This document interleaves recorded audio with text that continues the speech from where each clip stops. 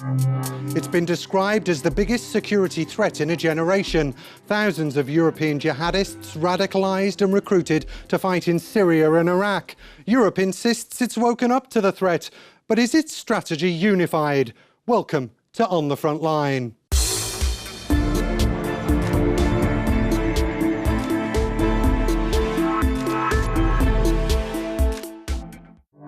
I had some contacts that I talked to, and I took a plane to Turkey and find those contacts, and then go to the border cross line between Turkey and Syria, and jumped over the fence, and suddenly I was in Syria.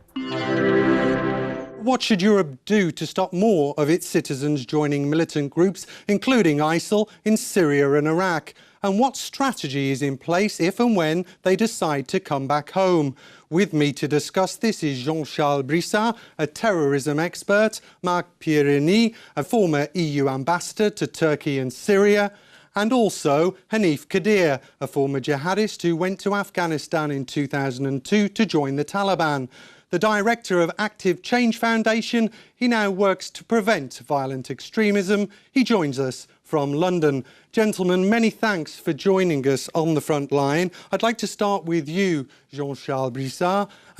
Is this threat presumed or is it real?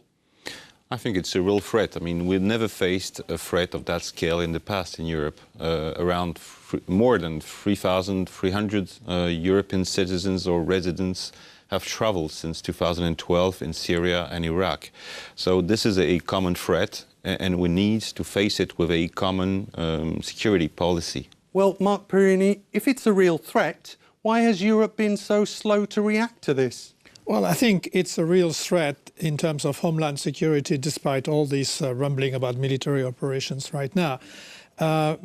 Measures have been discussed since last year in the counterterrorism spheres of the EU, but the real movement has started this spring. Hanif, you went to Afghanistan in 2002.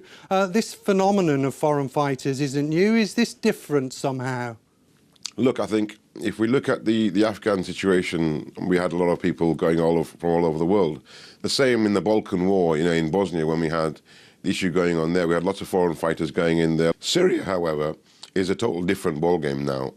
We've had young people, young men and women wanting to go and join to alleviate the suffering of the innocent Syrians.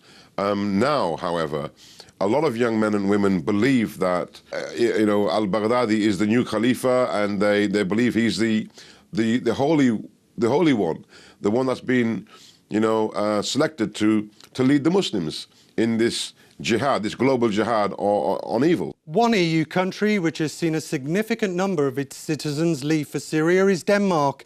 We've been there and spoken to one returnee jihadist who said he was aligned with a faction of the Free Syrian Army. I was in Syria twice. First time I was there 2 months, and the reason I went to Syria was seeing the injustice that's being done with the Syrian people from the oppressor, Assad, and seeing the whole world looking at it without doing anything. At that time, I just have my news from the video clips you saw on Facebook or on YouTube. So that was my news, that was my, how can you say, my source. And it was very romantic to see those videos and the videos with the fighters together, singing and going to fight together for fighting evil. Mm-hmm. And I was inspired. It was easy. It was easy. It was not. It took me 1 day. There was no security or nobody's asking questions. I took a plane to Istanbul, and from Istanbul I took a bus to the border.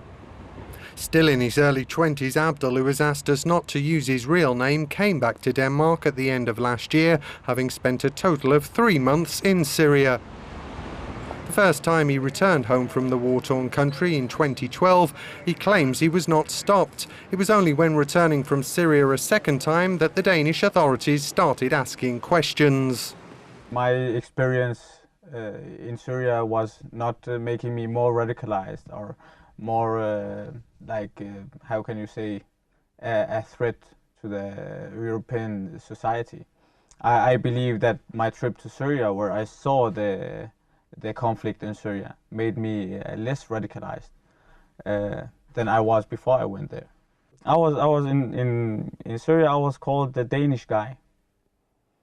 So even in Syria, that my home country, I wasn't Syrian. I was Danish. So it wasn't my home, Syria. That time I think Denmark is my home. I'm Danish. The voice there of one returnee jihadist, Jean-Charles Brissard. What should European governments be doing about people like him? Removing passports, making them stateless? Well, most of the European governments are trying to prevent that phenomenon, meaning we believe it's too late once those people have traveled in foreign combat zones. But what do you do about them? Because they are going to come back, aren't they? They will of course come back.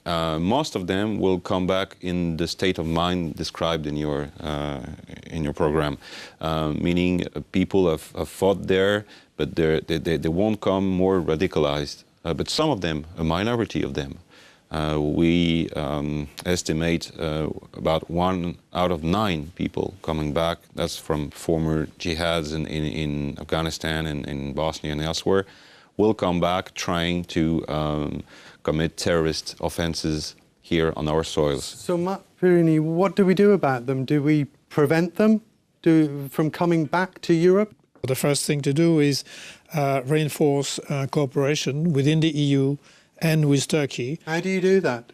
Well, it's counterterrorism cooperation. So it's a question of procedures, judicial procedure, police procedure, exchanging lists, and so on. The second line is what we do within Europe to reinforce the Schengen system, which until very recently, 3 months ago, couldn't do much when intercepting people. And the other issue is preventing young people to go, and the majority of the young people going to Syria are from poor neighborhoods, school dropouts, no job, and a vague, very vague religious indoctrination. Okay. Hanif Kadir, most of the people going to Syria are school dropouts. They don't have any education. What would you say to that? Look, people are going to Syria, young men and women who are very emotional, very sympathetic, and that can be from all walks of life. We've got young men and women who are educated in schools and colleges and universities going over there. The notion about school dropouts and not having a life in Europe, to an extent, I'd say to maybe 25-30%, I agree, but the rest of it, absolutely not. It's a mixture of people and individuals from all walks of life, to be quite frank. Okay, what do you say to that? Well, I mean, quite clearly, the economic crisis in Europe and the fact that you have a growing xenophobia against Muslims also play a role. What is more dangerous than before in the ISIS narrative is that through their marketing, quote unquote, which they do extremely efficiently on internet with films and so on, they're offering a project for life. They're offering an adventure. That is the new thing. I'd like to go back to Schengen, Jean-Charles Brissard. There's been a lot of talk by Europe, but not a lot of action in trying to create better information systems, better communication between member states. Why is that? Member states are active. The problem is Europe today. For example, a simple example, the passenger name records deals with airlines and sharing of information to national governments. For months, for years, if not years. But that was blocked in the European Parliament. Yes, several governments have asked for the creation of a European PNR, so we can have access to all information from passengers entering the borders of Schengen. This is still not the case today. But what's the point of a member state, an individual country like France, forming more draconian laws to prevent terrorism that affect our civil liberties when, for example, there is no information sharing? What we're trying to do is to prevent the individuals who we believe are seeking to reach those countries, Syria and Iraq, to prevent them to go there, to stop them. Because we know from the past that a marginal proportion of these individuals will try to get involved in terrorism while back in their country. It's a difficult issue, isn't it, Hanif Kadir? What do you do about that? It is. It's a very difficult issue. I mean, look, first of all, if a young man or woman is gonna try to travel over to Syria or Iraq, you know, you can class them as already radicalized. Look, this young man that's come back, he's probably come back because what he's witnessed over there is not something that he went to sign up for. Now you've got radical groups like ISIS and Jabhat al-Nusra who are killing Muslims as well as non-Muslims over there. So when you've got young men and women who are going over there simply for humanitarian purposes and then coming back over here or want to come back, those are the ones that we need to be working with and, you know, getting their experience and their stories to come and express those stories in our community so young men and women can actually have a realization of what the facts are on the ground in Syria. My experience helps me, you know, all the time from coming back, you know, from Afghanistan. Of course, everyone who's coming back, especially in our countries, it will be interrogated by the police. We'll try to understand their motivations. Isn't that too soft? Well, we cannot prosecute everyone. We're speaking about hundreds of people, and tomorrow maybe thousands of people. We cannot prosecute everyone. What we can do is put in place, this was said, de-radicalization processes with people testifying about what they saw, with people making counter statements to those wishing to go. All these processes are very important to put back those people into normal life. They've been experiencing a very violent situation. They need to come back to a normal life. Okay. So well, this is our social task. Work in their communities, education, this will be very important in long term. Gentlemen, many thanks for joining us on The Front Line. That's it for this edition. We'll be back next month. Until then, you can find us on social media, YouTube, as well as Euronews.com. From me and the On The Front Line team, thanks for watching.